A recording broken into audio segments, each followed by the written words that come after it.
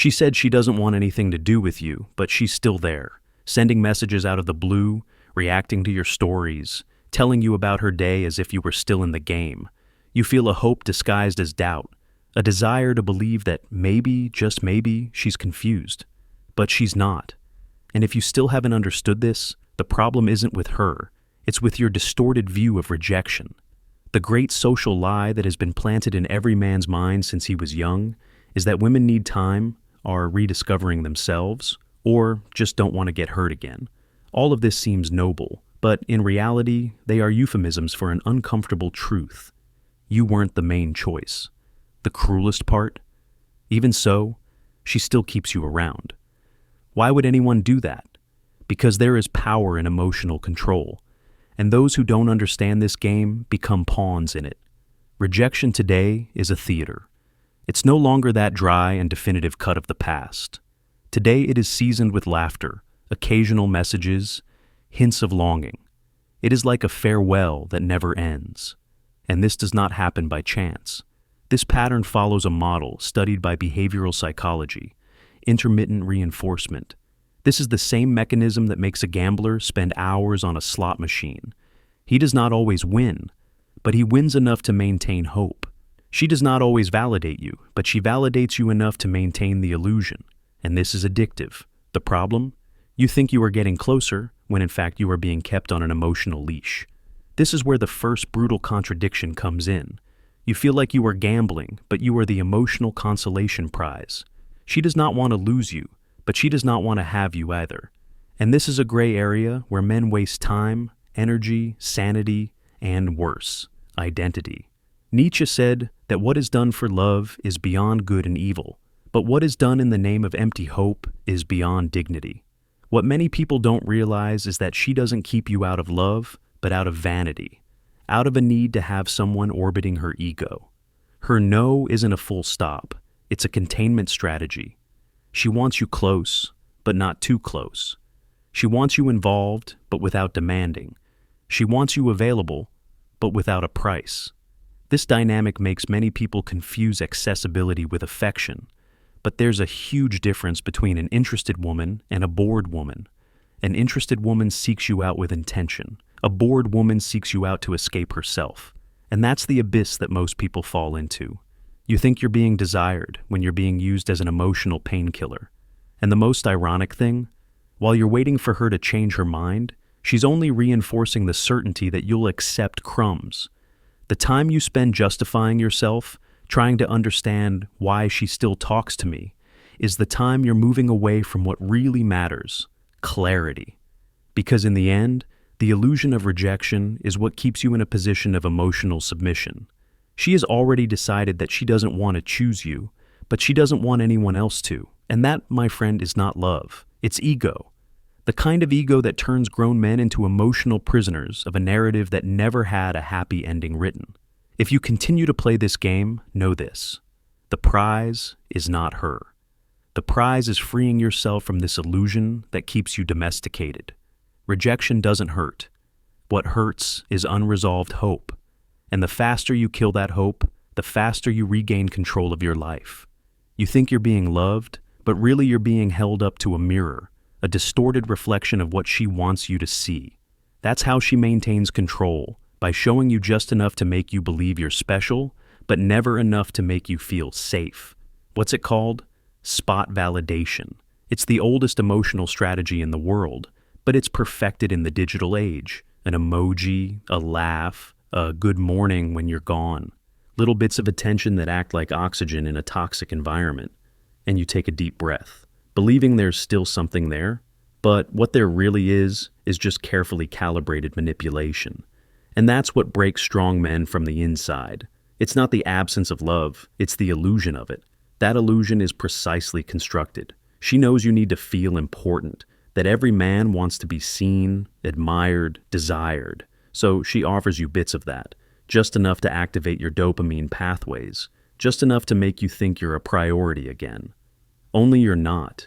You are the emotional support. And here comes the trap. She doesn't feed you, she sabotages you with microdoses of hope. The mind starts creating narratives. Maybe she's reevaluating. Maybe she needs more time. Number, what she's doing is keeping you emotionally addicted. The philosopher Ortega y Gasset said that true love requires fascination and surrender. But in this case, there's only one fascination, yours. And there's only one surrender, yours. You are surrendered to an image that she herself has constructed and projects back at you like a distorted mirror. And the cruelest thing, you participate in this. You volunteer for this role because you prefer to believe in a comforting narrative than face the harsh truth.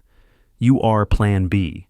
And Plan B doesn't become a priority, it becomes a convenience. This emotional comfort silently destroys your self-esteem. Little by little, you stop recognizing yourself. You are no longer the man who led, now you react, you wait.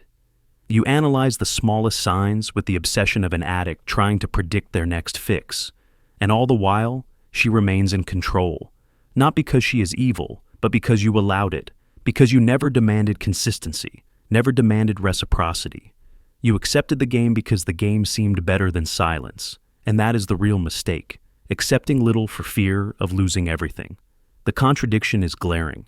She says she doesn't want to see you, but asks how your day was. She doesn't respond for days, but posts indirect messages that inflame you. She says she is not ready, but compliments you when you disappear. That is not affection. That is domination. And here is the key point. You will never be loved by someone who needs to keep you confused to feel safe. Love is not ambiguity. Love is clarity.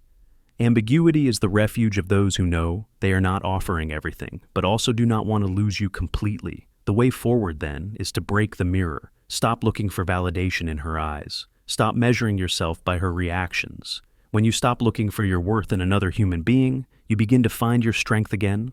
And that strength is what she fears, because the mirror only works when you depend on the reflection. The day you look at yourself and no longer need her to tell you who you are, the game changes. And in this game, those who don't need, dominate, because true power is not in being accepted. It's in not needing to be chosen to feel complete. You don't have to say you're leaving. She just needs to notice your absence. That's when the real turning point begins. Most men, when they feel they're losing ground, rush to reassert their presence, not you. You're going to do the opposite. You're going to disappear, not as a bluff, but as a strategic choice. Withdrawal is not about punishment, it's about restoration. It's in this silence that you rebuild your identity, because as long as you're accessible, you're submissive to her plot. And you weren't made to be a supporting character in a narrative you don't control. Scarcity has a power that presence doesn't. Because only in a vacuum does the other person notice the space you used to occupy. Only when you stop responding does she start to feel it. Only when your attention is no longer available does she have to decide. Either she's coming for real, or she's going to disappear for good. Then the mask falls. That's the beauty of strategic withdrawal. It reveals who's really playing with you, and who's just used to having you available. Silence is the blade that cuts through the theater. But it's not enough to disappear. You need to fill that void with a new presence, yours. You will reinvent yourself. You will become the man she thought she had under control, but who now exists beyond her. Nietzsche said that happiness is the feeling that power grows. Your absence is not about distancing yourself. It's about domination. When you focus, evolve, improve your body, your mind, your purpose, she feels it. And if she comes back, it's not because she loves you, it's because she wants to regain the power she lost. And it's up to you to decide if it still makes sense. Strategic withdrawal is also the moment when you test the woman, not with questions, but with behavior. You stop responding immediately. You stop explaining. You stop justifying your distance. When she sends that, "Hi, I've been missing you," you don't jump to reply. You respond when you want, if you want, without emojis, without enthusiasm, without the need to prove that you're still interested. She needs to do the emotional work now. She needs to deserve you. And this is the point that most people ignore. The power shifts when she realizes that you no longer need her to feel relevant. If she comes back, watch. Is she constant? Does she set up dates? Does she leave the digital world and enter the real world? Or does she only flirt to feed her ego and retreat again? This is the ultimate test. Interested women move, manipulative women only react. And when she tests your absence with phrases like, "Why are you different?" you don't hand over your soul on a platter. You respond with poise. I've been focusing on what really matters. This phrase is a game changer because it shows that the center of your world has changed. And that's when the game changes, because the man who doesn't need attracts, the man who doesn't beg decides, the man who doesn't seek is sought. Strategic withdrawal is the end of illusion and the beginning of control. And it doesn't matter if she comes back or not. The point is not to get her back. The point is to get yourself back. And when you do, something magical happens. You no longer miss. You no longer want what once seemed essential. Because now you have chosen yourself. And the brutal truth is this: when you learn to be enough for yourself, the people who played with your absence no longer have power over you. This was your silent war. Won. The battle that redefined who you are, not through words, but through presence. And now, anyone who wants to enter your world will have to prove they deserve to be there. You've come this far, you've read it, absorbed it, processed it, and now there are no more excuses.